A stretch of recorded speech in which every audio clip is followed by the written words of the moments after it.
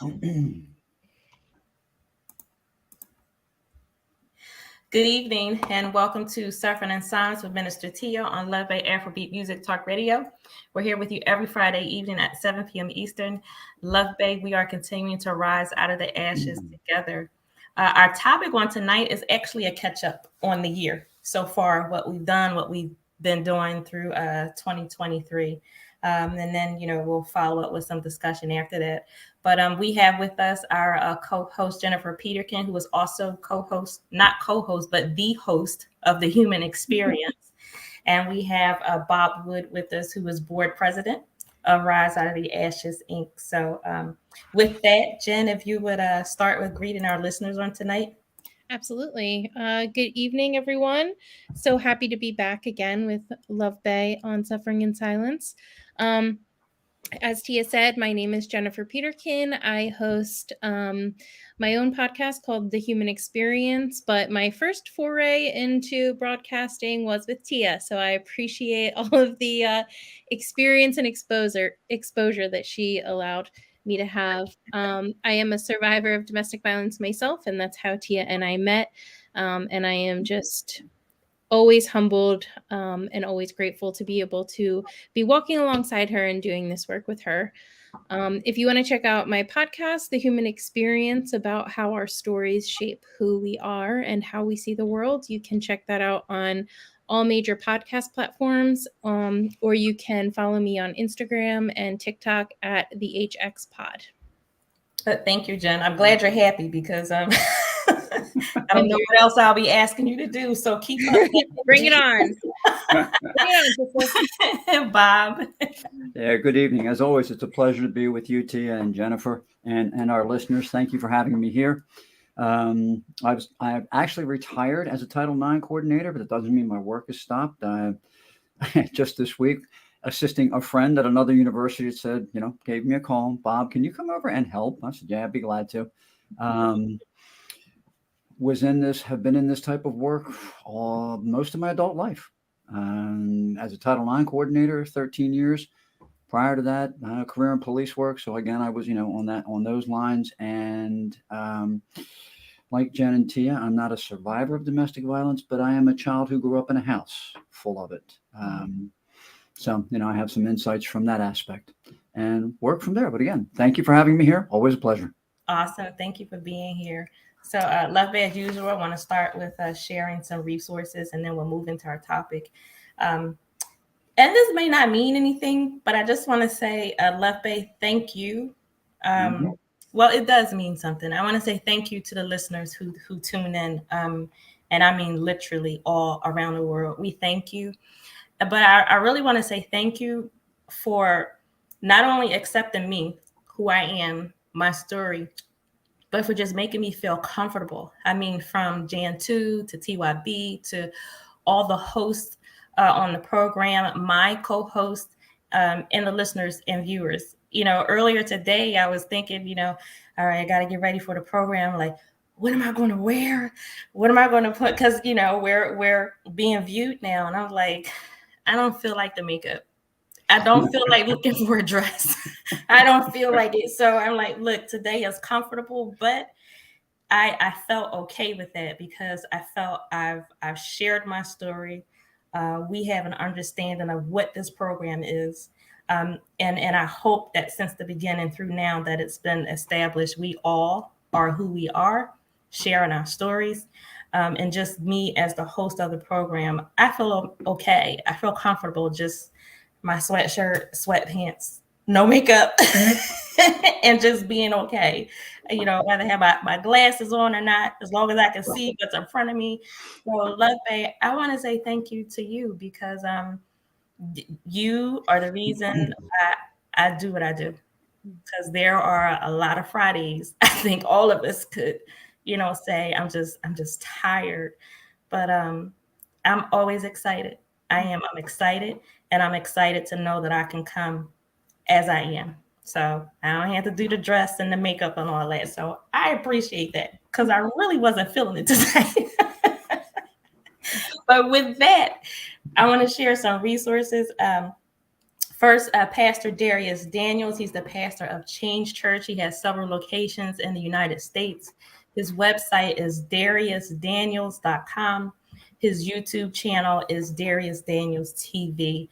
And again, I speak highly of this pastor, and I believe if you come to that point to where you have done the work and you're ready to go to that next step in your healing process, I believe that, you know, his messages and his teachings would be helpful.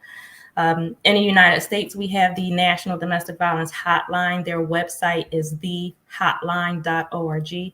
Their phone number is 1-800-799-7233. And we have the Polaris Project, which is the National Human Trafficking Hotline in the United States. Their number is 1-888-373-7888.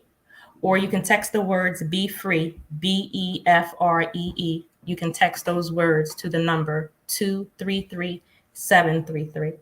And their website is polarisproject.org. And Polaris is POLARIS. And then in Canada, we have the Canadian Women's Foundation. Their website is canadianwomen.org. And their phone number is 1-866-293-4483. And again, we stress to you, wherever you are, you can do a Google search. You can look for agencies that are local to you, or your national agency should be able to not only help you, but direct you to agencies that are closer to where you are and where you live. And if you do, Love Bae, if you have information that you want to share with us, information that we can share and just get out to the world, email us at sufferinginsilencedv@gmail.com. And if you have any questions or comments for any of us, you can email us also at sufferinginsilencedv@gmail.com, or you can text us at 437-778-3299. And with that, I want to, move into our topic on tonight, which is really just to catch up, on 2023. So, the year is not over, but I want to ask you both. I want to ask you, Jen, first. Okay, some of this I have to pretend that I don't know, because this is where this is interviewers. So I want to ask you first, Jen, what have you done so far, and what are your plans through the end of this year and going into 2024? Yeah. Well, this year was the big year that I finally launched the podcast that I have been talking about for years. It is absolutely a passion project. And it's something that ultimately was born out of my domestic violence situation. So I am very proud of it, very protective of it, and really excited to keep growing it and keep going. I have interviewed people on 3 different continents so far, so that's very exciting. And yeah, I am just looking forward to expanding and reaching more people. I do all of my interviews in person, which is something that not every podcaster does. So I travel to all of my interviewees to do their story, and it's an act of solidarity, but also an act of I don't know, really understanding, or really having somebody understand that I value their time and their story and what I can give them. I can't pay them to be on my show, but I can come sit with you in person as I ask you to be your most vulnerable self. So it's the reason that I am doing what I'm doing. And so I'm just continuing to travel. I have 3 big trips coming up the rest of this year. And then I am not sure yet exactly where 2024 will take me, but I anticipate a lot more places. It's like Carmen Sandiego. Yes. I don't mind. That is awesome. I will say, Jen, having been one of your guests, I think the personal touch that you have of doing your interviews in person, I can say for me personally, it made me feel comfortable. But I really believe that is I can count that also to much of who you are as a person, because again, I can speak for, my interview and what I've seen you do, how I've seen you operate. It's not like you're not cutthroat. You're not trying to get to the story, for the blood and guts to get viewers or listeners. There's really a care and a compassion that you add to it personally. I try to do the same with what I do, but my interviews are not in person. But it really is.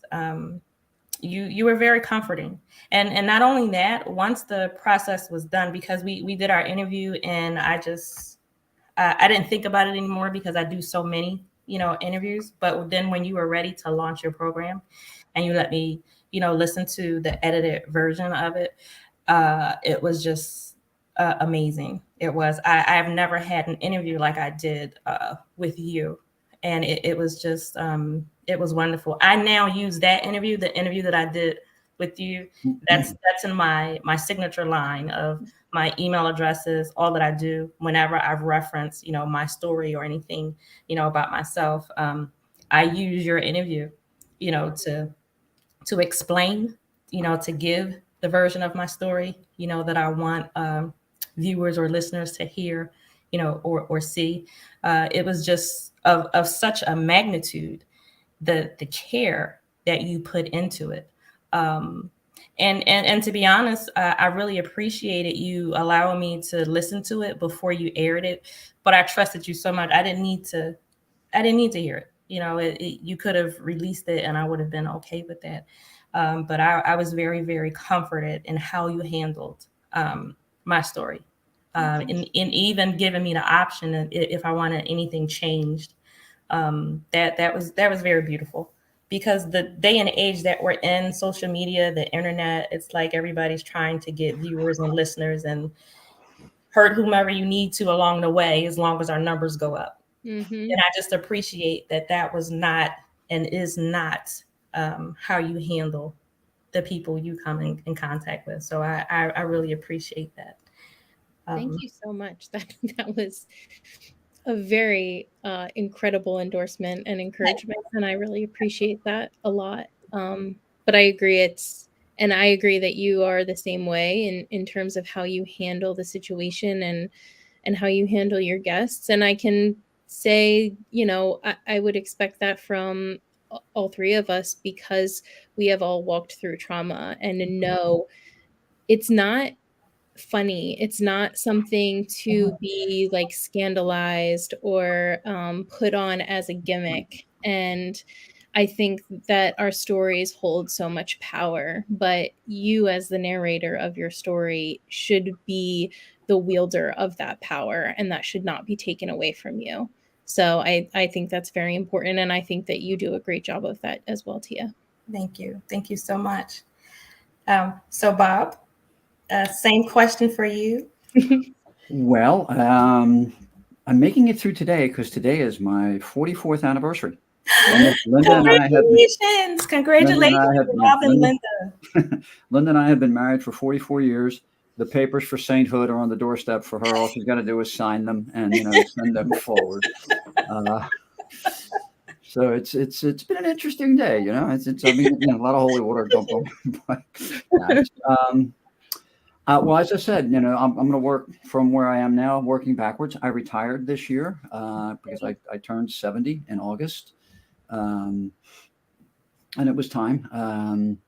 However, it is hard to kind of let go of things. As I said, I got a phone call and somebody said, a good friend who was at another college or university and said, can you come over and help me with a problem? I've been back several times and still slated to go back several more. And, it's what I do. It's A, I want to, obviously help my friend, but B, I want to help the people who are there.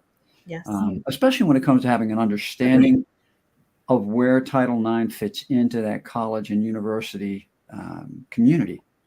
It's not as I've told everybody since I started in this particular field, I am not a headsman carrying an axe. I'm not here to, I'm here to try to balance things out, to try to help people and get things where they should be.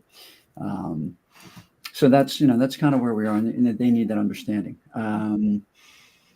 Myself I'm going to continue my work with the Missing Murdered Indigenous Women projects. We were talking ahead of time. I have something else coming up where I'm doing a red dress display. Still trying to learn the Lakota language. I'm getting better at that. Meachiame Robert. I can say my name. Just continuing. I don't think this is something one ever steps away from. Yeah. This type of thing, because even in social media or whatever, you're listening to somebody talk and you go, "Hey, you okay?" Because we tend to pick up on things, and then they'll come back to me and I'll say, "Hey, this is what I've done, what I do, and I'm a pretty good listener. Entirely up to you. If you want to have somebody listen to you, please feel free. Yeah. Here I am." So again, and the other thing I want to do, working forward with us, is I want to get some of the programs out here to some of the communities. Like Walk a Mile in Her Shoes. It's a great event. It's an excuse for me to wear my kilt. I always look for that. But I've seen other cities and areas that have done these things, and we see it at the university level somewhat, but not around. Mm-hmm. And although Take Back the Night has been also focused primarily at the college or university level, I think Take Back the Night in the proper setting, not that not the big open mic air thing, but in the proper setting, like we were doing at Gwynedd, would be beneficial with working through other agencies. Yes. To bring people in and because again, and I don't think it's because people are intrinsically calloused or anything like that. But as we know, a lot of people don't know. Mm-hmm. They just don't know. They don't know. They don't know how to take the right step to listen, or what do I do if I think something's going on? How do I, where do I go? So, I think those programs are important to get out there, and us partnering with the agencies that are out there. Mm-hmm. As you know, and I'll be quiet real quick after this. I always have this thing with. I'm not poking an eye I'm not poking my finger in the eye of law enforcement or the judicial system, but they become so flooded with things that they get kind of jaded. Yeah. And it's as I told you, I had one person I worked with where a victim was, "I don't have time for you. Be glad you have a PFA." And I'm like, "Whoa, no. We need to go have a conversation." And I reminded that particular state's attorney that the young person I'm dealing with here is just that, a person, not a statistic. Yes. Remember that. So that's kind of my mission, and work from there. And always happy to be here. Oh yes, if you had any other plans, they have to include Love Bay, you and Jen. So whatever you do, you can't drop us. But Bob, I want to say that it speaks highly to your character, to your integrity, to your work ethic, to have individuals calling you to come back after your retirement to help them. And again, myself speaking personally, because I work with you, I understand how important that is. And, also Love Bay, as I've mentioned, Bob is the board president of my nonprofit, Rise Out of the Ashes, Inc. Jen is my vice president. And even with that, just to have his knowledge, his expertise, it's just awesome. It's amazing. I've always said that I cannot do everything by myself. I need other individuals to line up with me and to help me, but not just people. Not just anyone to come in to fill up space, but people who actually care, who know, who understand, and so Rise Out of the Ashes, Inc., pretty much, I just made it official, everything that I do. That's it. I just finally filled out the paperwork and signed the documents. But, we're going to keep doing what we do. And I pray that it just grows. So I am here in the United States, but I want to be able to give my help, my support, whatever I can do. I want to do it internationally. I start where I am and then go from there. But I'm thankful. I'm thankful for my nonprofit and what I do. I remember I had a conversation with someone not too long ago, and I just remember thinking to myself years ago, how do people find the jobs that they love? Like I would see individuals sometimes who would just go out their door and they would just be happy. Like they just couldn't wait to get to work and they wanted to stay there and didn't want to leave. And but they enjoyed it. You know, they loved it. They put all they had into it because they really wanted to. And I remember thinking to myself, how did they find that? Like, how do you know what that thing is? And I finally know what that thing is, you know, for me. It's my nonprofit. It's what I do on Love Bay. It's what I do through advocacy. I could do this and not be paid for it. I'm not paid for it. And I'm just as happy. I'm just as fulfilled. And so I'm thankful to be in a position to do what I do and to know that I'm going to keep doing this. So when I come to that point, when I retire from corporate America, I still have my thing that I love that I can put my time and my energy into. And I think that's just an amazing thing because I remember so clearly there was a point in my life I thought it was just over. I didn't think I would ever be happy, ever have any kind of joy or peace. And to know right now I'm walking, truly, walking in my joy. Nobody created it for me. It just came about. This is my life, so nobody gave it to me, so nobody can take it away. And it's just an amazing thing. And along with my nonprofit, I help other agencies. I help other organizations. So I'm a part of the Domestic Violence Prevention Task Force in Media. We had a meeting last week. And to your Bob earlier about law enforcement, several different law enforcement agencies are represented on the task force. And one of them, the superintendent, Tim Bernhardt, I'm working with him to come in and work on some training for his police officers. Other counties that are represented, I will do the same, but it's bringing the personal touch to the work that they do.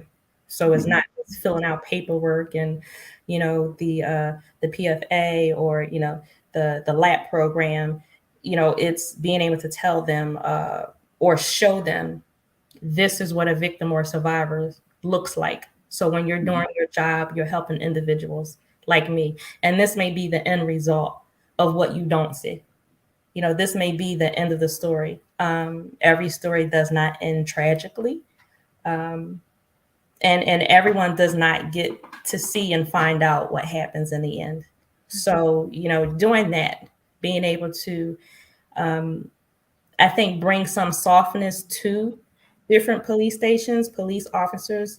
So if they are jaded, they can soften up a bit. Or if they're at that point where it's becoming too much, they don't get jaded because they can hear and see, a real person standing before them.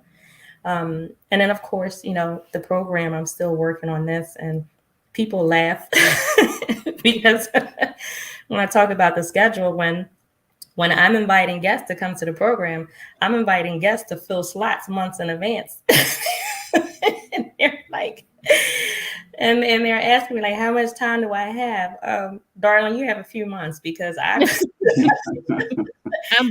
don't spring this on you. I don't know. I'm not talking to you Tuesday saying, you need to be on the program Friday. No, this is this is planned out. So, me personally, I want to continue to do what I do, but I'm just thankful in my personal life that I'm just at a place where I never thought I would be. I'm about to finish my bachelor's degree at Gwinnett. So technically I graduate either May or August, I think. I'll finish my bachelor's degree, but then I'm going to roll right into the master's program because I want my master's degree. And after that, I'm going to roll right into the PhD program. Of course you are. Very good. But even just to be able to say that, to be able to for that sentence to come out of my mouth, I am completing my bachelor's degree and I have plans after that. That's a wonderful thing. because there was a time when, you know, everything was just taken away from me. But to be here, do what I do, loving what I do, you know, making the decisions in my personal life, it's just awesome. And I feel great about it. And there have been so many positives that, you know, I can really look back and smile. You know, Love Bay, you know, y'all, I got my Camaro for my birthday. It's a good looking Camaro too. I can look back and I can smile, you know, on a lot of things. So I think with that, you know, my next question to you both, and I would ask you, Jen, first, with all that you've done, all that you've already worked on this year, the plans that you have coming up, how hard has it been? That is an interesting question. There are parts of it that have been excruciating, and then there are parts of it that have been the best times of my life. And I think that with anything you enter into, life is rarely black and white, and you know, life happens in the gray. So I think there has to be some expectation of that. I think like we're not going to enjoy every moment of everything that we do, but that doesn't mean that we're not supposed to be doing it, kind of thing. Mm-hmm. But yeah, it's been hard. It's been, I mean, I had never done a podcast before. I had no idea what I was doing. I just did it. And that sounds like a brag. And I really don't mean it to be, because if you could see me alone in my office trying to figure this out, you would see how neurotic it gets over here. So, you know, it's been a journey for sure. But I am so grateful for the experience. But I'm grateful for the people around me, including you, Tia. Who have just, I mean, and I've told you this before, but I just think it bears repeating. Tia, watching you accomplish what you have has been such an inspiration, because I have never met somebody who valued their life and their freedom so much that everything they said they were going to do, they just went and did. And it blows my mind every time when you call me and you're like, this is what I'm thinking. What do you think? Great. Okay, I'll call you when it's done. And I'm thinking next year she'll give me a call that this is, and no, it's like 2 weeks later and Tia has a whole nonprofit already formed and she's sending us bylaws. It is just, it's a beautiful expression of where you are now from where you've come. And I'm so proud of you. But as somebody that is working with you, but working on their own projects, I just look at you and I'm like, I want to be like Tia when I grow up. So I just really appreciate the influence that you've had on me and so many other people that you will never know that you have influenced. Well, thank you so much. I appreciate all of your words, but you know, I want to say to you, it's not a brag. It's the truth. You do what you do, and you're good at it. And I mean, Love Bay, Jen and I are different. Our programs in the sense that Jen is like straight professional. I mean, she has the microphones and she has a whole setup. She sets this up and then she goes back, you know, and she edits her interviews and pieces them together. I'm like, wow, like Jen, look, we go live and that's it. It is what it is. When we There is a beauty in that though, Tia. There is a beauty in that. look, Love Bay, I am straight. Like, look, this is what it is. Whatever bloopers we have are just going to be there. But Jen is just professional to the T. And I mean, not that we are not professional. It's just different. But Jen has a quality, and she just does what she does in such a way that, you know, it's just beautiful. And I think when you're good at what you do, when you love what you do, you go in and you do make it look easy. It is hard work. I know the hard work that goes into what you do. I know you put hours into what you do. So I know you don't just snap your fingers and it's out there. But the way that you work and your finished product, you do make it look easy. And that's not a brag. I think that speaks to, again, your character, your integrity, the quality that you put in your work and what you do. You can't make that up. You can't make it up, and you can't just pull it out of thin air. It doesn't just come overnight.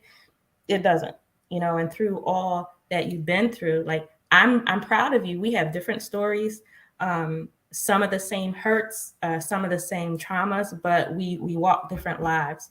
But to see the end result, and it's not even the end, it's just it's what's happening, it's what's coming, it's what you're doing right now, and what you're walking into, to see you living your life. Girl, you're going around the world. I'm like, take me with you. Let's go. I need to go to Egypt. We need to look. Yes. We need to spend a few weeks in Egypt. Let's. That's awesome. It's amazing to see you do it, because as I'm seeing you do it, I know I can do it. Yeah. I know it, and that's a beautiful thing. It really is. So don't say that again. No, it's not a brag. It's you. It's you doing what you do, and it's not putting anybody else down. I heard this quote, I believe, on yesterday. My blessing is not your failure.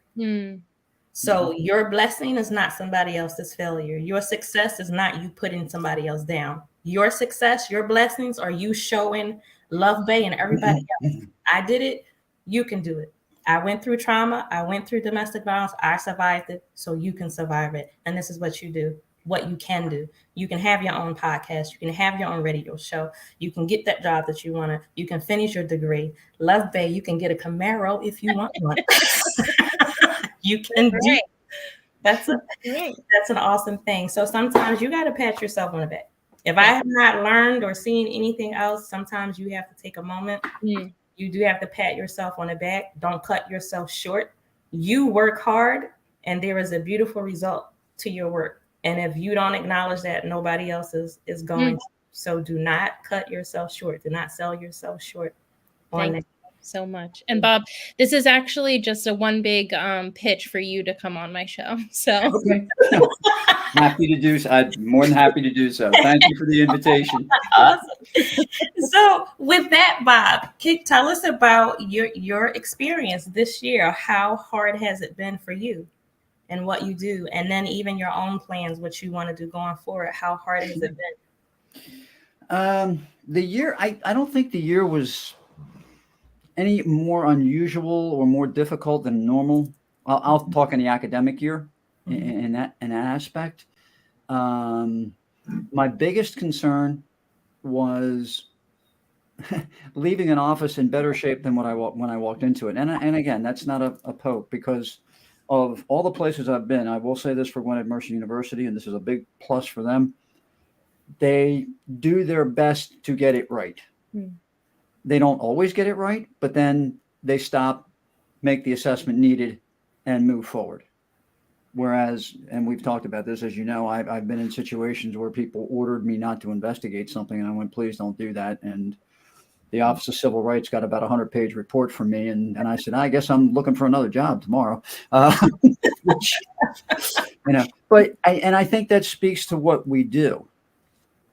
And I'm not patting myself on the back, but and I mean this. I think all of us, when we're dealing with people who have been traumatized, we know have been hurt, and the hurdle that gets in our way is to prevent us from trying to help them or doing what needs to be done or what has to be done.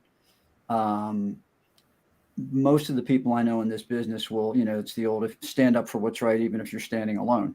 They will, which is a good thing, because there's a fire inside each one of us. However that fire got there, it's there. And so I mean, fortunately, that never occurred at Gwinnett. Happens some other places, but we won't mention them. So, like I said, I was just wanting to leave it in better shape, because I was the first full-time Title IX coordinator. So there were, the programs I brought in, because again, and colleges and universities are, little microcosms of society. They're their own little communities. And, I tried to bring in programs that would raise the awareness of, the situations there and say, hey, what this is part of our community. Unfortunately, these things do happen. We try to, prevent them, but my function is when something is reported to make sure it is handled properly and people get the care and, what they need to move forward from there. Because again, I said this as a police officer, I've said it as a Title IX coordinator. We try our utmost best to prevent everything, but we can't. Fences don't keep everything out. They just don't. How we react from that point is our integrity and our and our credibility. Yeah. And I wanted to make sure that was well established in that office. And I think it is. I think it is. One of the nicest things that was said to me, and I kind of, I am doing this right now because I'm kind of worried about it, but the person who I reported to, my vice president, said, I'm not going to let your legacy and work die. And I went, thank you. At least I know, I felt much better, much more relieved at that point. So it was that. And then again, when you've been in this for so long and you suddenly wake up one morning and go, I don't have to get up and run to the car. Okay. Trying to work these things. But, as you know, with me, there are other things I'm involved with, like PASA, TP Raisers, taking my shot. I'd love to do your podcast, taking my shot at doing voiceover commercials. Nice. For my past life in theater, which is just, and when we go off, I'll tell you some of the products I've sold. Oh my God. I can't wait. It's like, but it's, and I see the work that we do can easily come into that work in that in my life there also. Putting out advertisements for things, agencies, things that are going on, and continuing to be a spokesperson. That's kind of what I want to do. And again, and I've seen it, and I've seen this growing. There's a focus on the unreported victim in domestic violence children. Because for a long time they were forgotten. They were like, but children, people forget what children see. I used to love this. Well, they'll get over it. No, they won't. No, they won't. And as I told people, I said, I'm the prime example. I hit my teen years. I wasn't home. Home wasn't where I wanted to be. I wasn't home. Became a pretty good pool player down at the Royal Q Club, but it was that kind of a deal. And I'm glad to see that. And I think that's, a message that needs to be just, continued to push out there. And I see that that's kind of in its in this infant, take a tree it's in its sapling phase. It's going to grow, and it is growing. So I'm glad to hear, glad to see that. And hopefully we can help that along. Well, I'm glad you did give yourself a pat on the back, because I was going to do that. I was going to yell at you if you didn't. Yeah. Well, I was afraid when I first went back to working at a Catholic university with the nuns that somebody would go, oh my God, he's back, oh dear God, and start throwing holy water at me. But I mean, Bob, you have done so much, and what you do, what you stand for, is not just relegated to the universities, Gwinnett or any other school. I mean, what you do, a huge part of it has been great at Title IX coordinator at Gwinnett Mercy University. But you go beyond that. You've done much more. The work that you've helped me with, what you've inspired me to do, the connections that I've made through you. I have met some wonderful people through you. That's not a small thing. It's really not. And there were times I met individuals, on my own, and I explained, this is what I do. For instance, I talk about my radio program, and I would say, these are my co-hosts, Jen Peterkin, Bob Wood. I can't tell you how many people recognize your name. You're like, it was like I was, having an initial conversation. You know how you have to, Jen, you have to go through the pitch. And once I said Bob Wood, it was a wrap after that. Okay. That's good. So Yeah. When I was a kid in Northwood, when somebody said that, I'd have run. I mean, it was like, I'm out. Time to go. But no, no, but I I mean, it has appreciate been that. great. Thank Like you. even the work that I begun to do with missing and murdered Indigenous women, that is clearly because of my connection with you. So what I do in advocacy has grown. And I can say that that is directly because of you, because of the connection. You know, this work never stops. And I can say that it was a surprise to me because I learned about missing and murdered Indigenous women and I never knew until I was doing my work with domestic violence. And so you've not only created pathways and connections, but I can say you opened my my knowledge and my understanding because there were things that I did not know, and I began to grow and to learn and to understand. And that's a great thing. That really is great.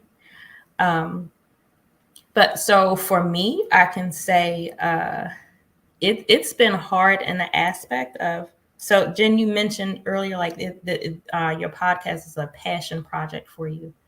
So my work in advocacy for victims and survivors of domestic violence, this is a passion for me. Like I cannot not do this. Mm-hmm. I do this in my sleep. Um, it's been hard for me in a sense when I've connected with individuals and I've expressed the need and the desire to do more. And I don't get the response that I think I should get. So there have been some times so far this year that I've been majorly disappointed. Um, I when I can, I give money to individuals, to families, to help them financially. That is part of what I do. And there was a particular family I was raising funds for. Um, I decided, you know, I wanted to raise $10,000 for this family. Now, with the people that I know, my connections, the group, you know, everywhere that I know, business, ministry, advocacy work, just 3 or 4 of the people could have given me $10,000 a piece in a moment.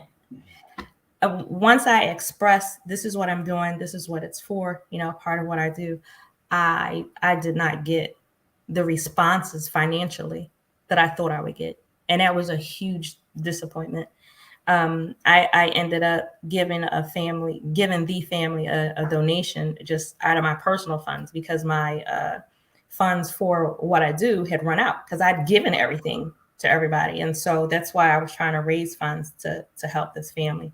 So I ended up giving a donation personally, but I was truly disappointed because I went to individuals who I knew could financially help me, individuals who said, if you need anything, let me know.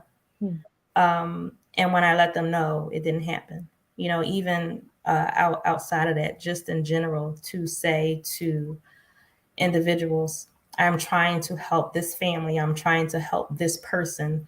This is the need, and it directly deals with domestic violence. And to not get the financial support, that was very, very hard for me to grasp because it made perfect sense. I was not asking people for what they could not give. I was not asking people to take your last and give it to somebody else. I was asking people who I knew were in financial positions to help, and they did not do it. So that has been hard for me. That is still hard for me because I don't know, I guess it doesn't compute in my mind that you are able to help and you don't. And what also bothered me is that some of these individuals themselves come to me for the same financial help, either for themselves or for other people. And so it's like, as long as I'm giving, it's okay. But then when I ask, I don't get that same in return. And I just can't wrap my mind around it. I can't. It does not make sense to me. I've had churches call me. I've had pastors come to me, you know, and say, I have an individual in my church going through this issue. Can you help them? Well, my first thought, you're the pastor. What are you doing to help this person? What are you doing to meet their need mentally, emotionally, financially, beyond spiritually? Because I got that. They're in church. They're in your church. Okay. What are you doing financially? And then the same churches that will ask me for financial assistance are not giving me financial assistance. And I'm telling you, I just that just rubs me the wrong way. You know, it really does. So that's something I don't think I will ever grasp that. I don't. I understand that you can't make people or organizations, whether it's clergy or not. I understand that you can't force anybody to do anything, but I just think it's just so unfair, and it's just so I don't know. I can't think of a word. It's just wrong to not only not give your help financially, but then you're asking for help financially. There's no way that I can make that right in my mind. So that's been hard for me. The financial part of knowing that there are individuals or organizations who could help and they don't, that just doesn't sit well with me. And doing what I do and trying to help other people, it always reminds me of the position that I was in when I was going to ask for help, and people who I knew could help me, they didn't do it for whatever reason. They just didn't want to get involved, or they, didn't care enough, or whatever. It always reminds me of my personal situation, and I think that always just makes me fight harder, to want to help all the more. I mean, to the point that, at one point I emptied my savings account when my ministry account was empty, and, and I knew, like, I can't do that again. Like, I can't do that. So for me, like, that's the point of having my nonprofit, trying to get the funds and trying to continue to do what I do. But I will never understand how there are individuals or organizations who can help, but they don't. And then will need help in the same area themselves and have no problem with, with expecting to get, and you're not giving. I will never compute that. That will never make sense to me. Never. When you're talking about that, as you know, I went out to Pine Ridge and was cutting wood with the people. Mm-hmm.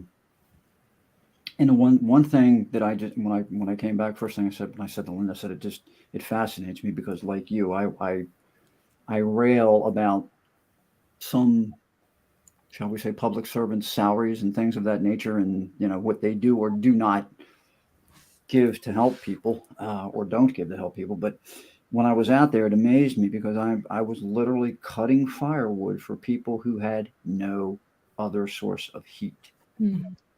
And a lot of people don't know this. Last year, I think it was eight to 10 people froze to death in their homes on that reservation.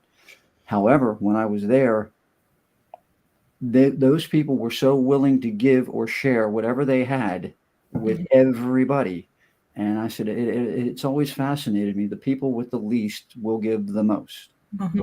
It's never ceased to amaze me. I mean, I'm the guy that walks past a homeless person and I'll drop a buck or whatever, and people look at me and say, "Well, and I said, stop, don't do it. Mm-hmm. Don't do it. Remember I told you I worked in theater? Well, there was a time that, for me to move from one apartment to another, I had to borrow a shopping cart from the grocery store to put my few items in it and get to the next apartment. Mm-hmm. I mean, now that granted, that's not being homeless, but that's, again, I couldn't afford certain things. Mm-hmm. And I think people who have walked, and again, there's this commonality between the three of us. We've all walked this path in a certain way. As you said, your story is different, Tia's story is different, mine is different. However, our paths intersect because we understand the pain. Yeah. And we understand the impact. And I, again, the people I sometimes feel, and this isn't it's not a dig, but I think sometimes people who have not walked the path have a hard time grasping it and like, well, it can't be that bad. Well, yeah, it is that bad. I mean, I remember my mother standing in the kitchen of our second floor apartment, which had kitchen, bedroom, bathroom, living room. I slept on the sofa. I remember her standing there going, how do I stretch $5 for a week? Mhm. Now, again, I never went to bed hungry. Knock wood, literally, knock wood. But like corned beef hash out of a can was there it is. This is the meal tonight, and I'm not complaining about it. I was fine. I didn't know any better. But it fascinates me. It doesn't hurt to give something to somebody. I mean, it's and as we talk, I always get this. We all know the story of the boy and the starfish on the beaches. I absolutely believe in that. Nope, I may not save everybody, but mattered to that one. Yep. Yeah. It mattered right there, which is why stubborn people like you, the three of us, keep doing what we do. Yeah. But I've had people say, you're a pain where a pill can't reach. But then I've had other people turn around and say, you know what, do me a favor, keep being a pain where a pill can't reach, because those people need to have they need some pain. Exactly. Yeah, I got you. Yeah, I think I've learned that I can't expect everyone to have the passion that I do for what I do. I understand that, and so sometimes I have to talk to myself. I have to pull myself back. But I still just believe, just on the very basic human level, how do you not help if you can? So I understand everyone isn't going to physically put themselves in an altercation, because that's dangerous. I get that. But when you have the choice between going out to dinner just because you want to, you have the choice of going out to shop just because you want to, and you have the choice of helping a woman with 3 children who literally have no place to live, no food to eat, and you turn a blind eye to it. And again, everyone that I know, if you're close enough to me, you know what I do. You know my story. And to have people say to me, if you need me, call me. Let me know what your next project is. Let me know what you're doing. And then when I let you know and I'm met with silence, I just think on a basic human level, we all need to do better. I understand everybody can't do everything. My work, my advocacy work is in domestic violence. I do help with sexual assault. I do help with missing and murdered Indigenous women. So I can't do everything. I share information at times when it comes to children, children dealing with sexual assault, children dealing with violence. That is not my ministry. That is not my calling. I do not have the strength to deal with children. But if you come to me, I know where to send you. I know where to guide you. And again, I know everybody can't do everything, but I've seen individuals who could do something, do nothing at all. And that's just where it's disappointing, because how many stories do you need to see? And I mean, I can stand in front of you and I can give you my story. I can bring individuals to you. We can read news articles, or we can turn on a television, or we can actually go into the neighborhoods where we are, no matter how poor or how affluent that neighborhood is. We can find a story for you to connect real human emotions to. But what else do you need to see? How many more men or women need to die before you feel something? Before you decide I can do something at all. again, like my speaking to the police officers, to put a face to stories, so it's not just on paper. So you have a person in front of you. So, and I can speak to individuals, and it's like, I guess God just made me this way because I cover so many different categories. I'm a mother, I'm an ex-wife, I'm Black, I'm a minister. So it's like I hit so many different categories at one time. I can go in and I can share my story and I can speak from these different experiences. But again, for me, it's like, what else do you need to see? And I'm not expecting people to do what I do, to give on the levels that I give, because I would give my last. I would, because I know what it's like to be in that position, but to give nothing at all, to do nothing at all. And not only that, again, to do nothing at all. And then the same person who does nothing is calling me because they need help with the situation. I will never, they'll never make sense to me. I think it also goes to what you said earlier, Tia, that your blessing isn't somebody else's failure.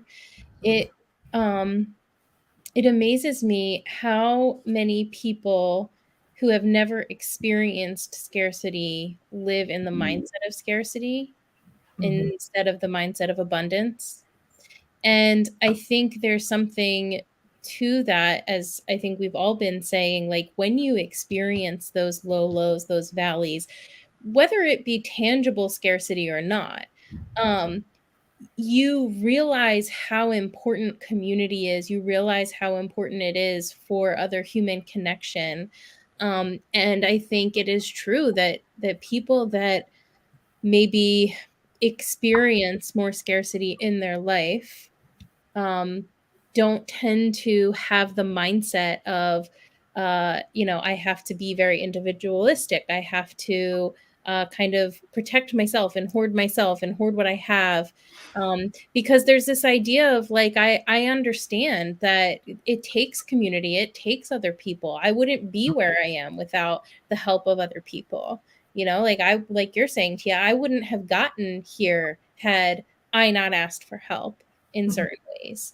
And so to turn around and expect that people are going to come up and do the same, like I'm ready to be in the position of the helper, right? Like I got help. Now I want to be the helper. Right.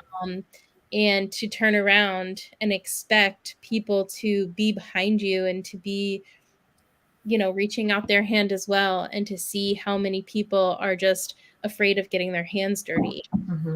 It's really discouraging. But I think, Bob, what you were saying, there is something to people that have never experienced trauma. Yeah. I think, again, Minister Tia, as you know, I'm going to put a phrase out here referencing God. So here, I'm coming into the ministry here. As you know, when I walk into church, the holy water starts to bubble. I'm like, but years ago, I heard this phrase, and it has always stuck with me.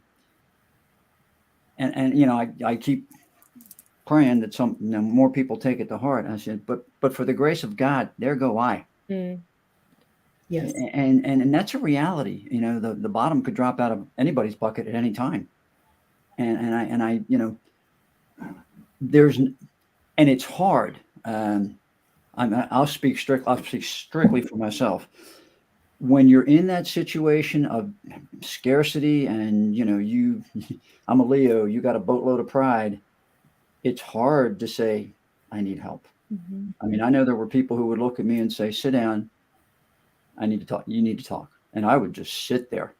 It was not easy for me but I learned. And again, and there it stayed in my head, but for the grace of God, there go I.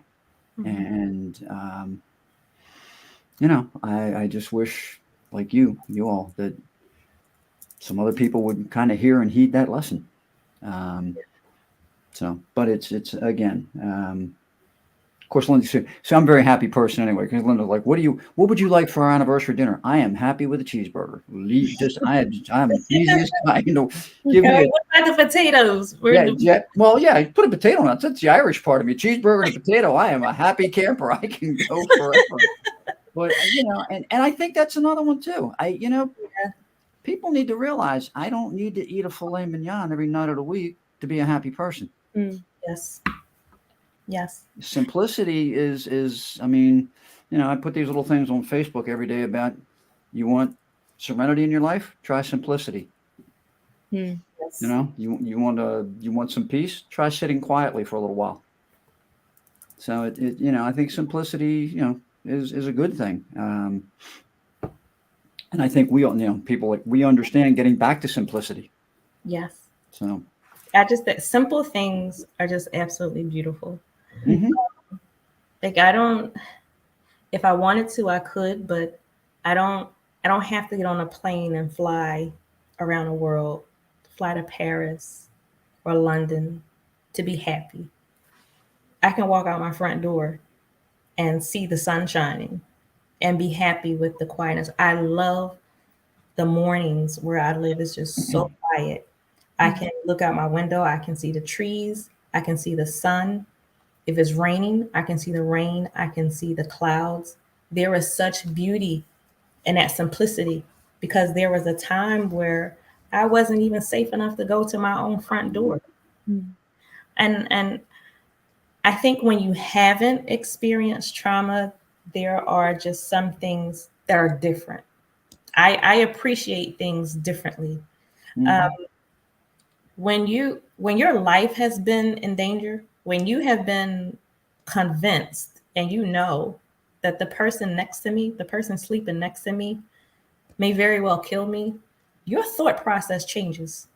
It does. That quick. It really does. And so for me to be able to have come through all of that, I do see things differently. And I'm not saying that everybody has to think the way that I think or feel the way that I feel. But again, I just think that there should be just a basic level of humanity that if I can do something to help, I will do it. And then when I want to say to any victim, to any survivor, when you get to that moment, when you can do something nice for yourself, do it because you do deserve it. For years, I'd never given myself a gift. I'd never done anything for me because I was in that mode of survival. I had to save everything. I had to make sure that my kids were okay. I had to do what I needed to do for them. When the point came that I was no longer living paycheck to paycheck, I was still so mindful of my surroundings and being the only one who's here to take care of my child who's with me. I still didn't give to myself. I think it was I think it may have been either 2021 or 2022 was like the first time in years that I had given myself anything. And I have a ring on almost every finger of my right hand. Every ring on my hand means something. The first ring on my thumb, it's a reminder to me that I will have love. I will have love. The ring on my forefinger, the design of this ring, the name of it is Aria. That means honesty. The ring on my middle finger is my birthstone, which is emerald, and that means life to me. And a ring on my ring finger, the design of it is Minka, and that means strength.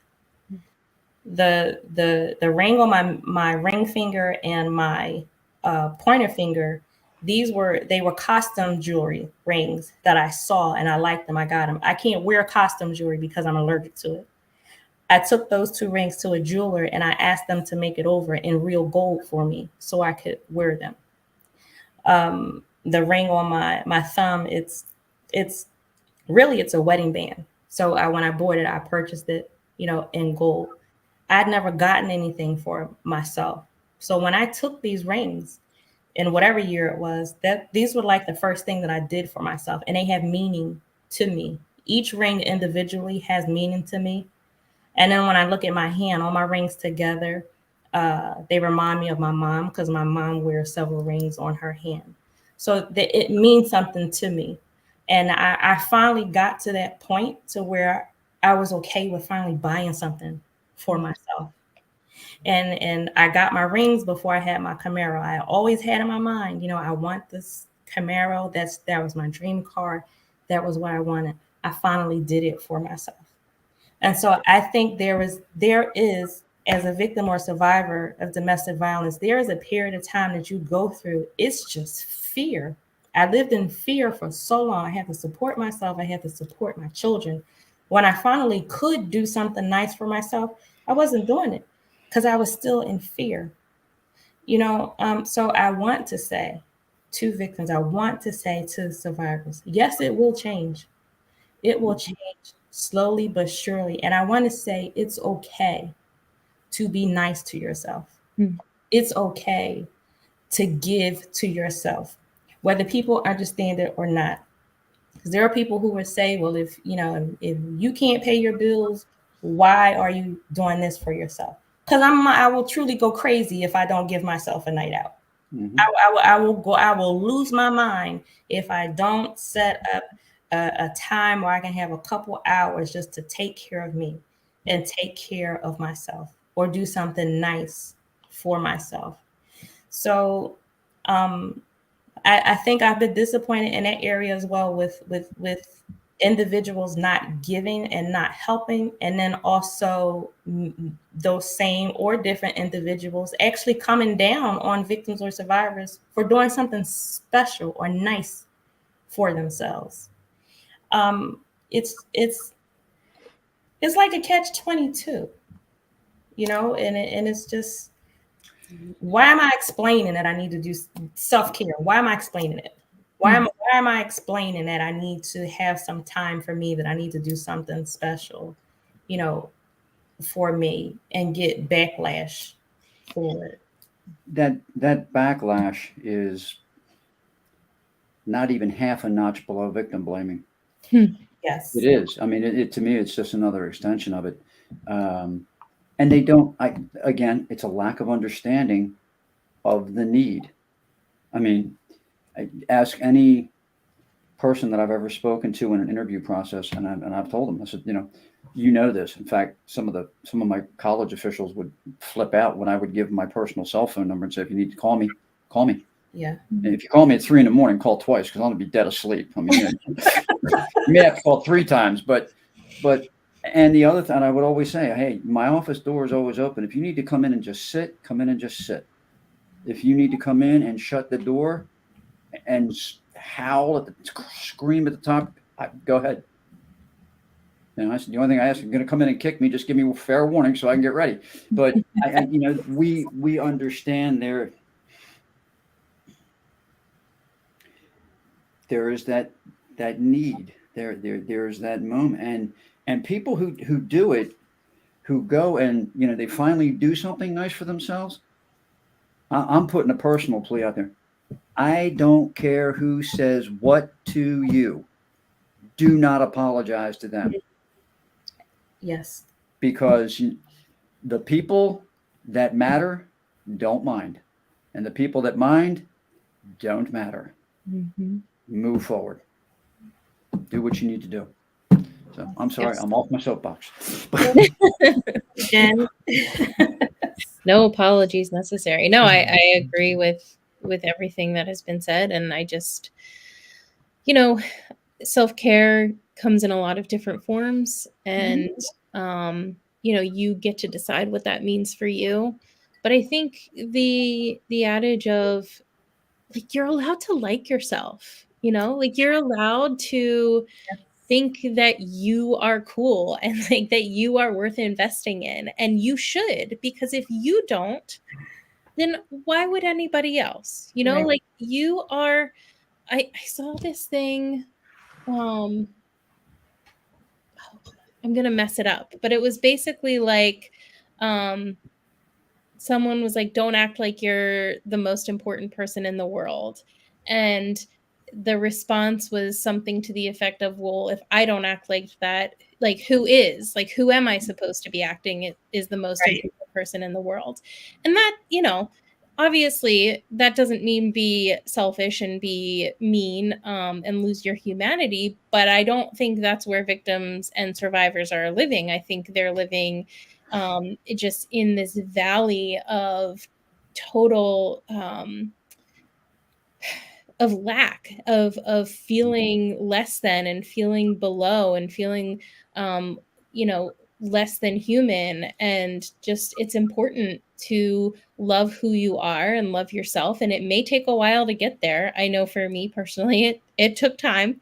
I did not always like myself or who I was, but I got there. And yeah, it does affect how you view the world. How you view yourself affects how you view the world. Yes. And when I got there, I was cool. I was enjoying it. Like I remember it was years ago. I cannot remember this movie. I watched the movie, the young lady in the movie. It has something to do with a shark. She was stuck in the middle of the ocean trying to get back to land. You know what I noticed? Her earring. It's called an elephant tusk. She was wearing an elephant tusk. I looked at that earring. I said, I want that. And again, I can't wear costume jewelry because I'm allergic to it.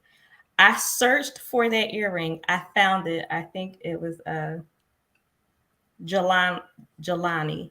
I think it was Jelani Jewelry Store.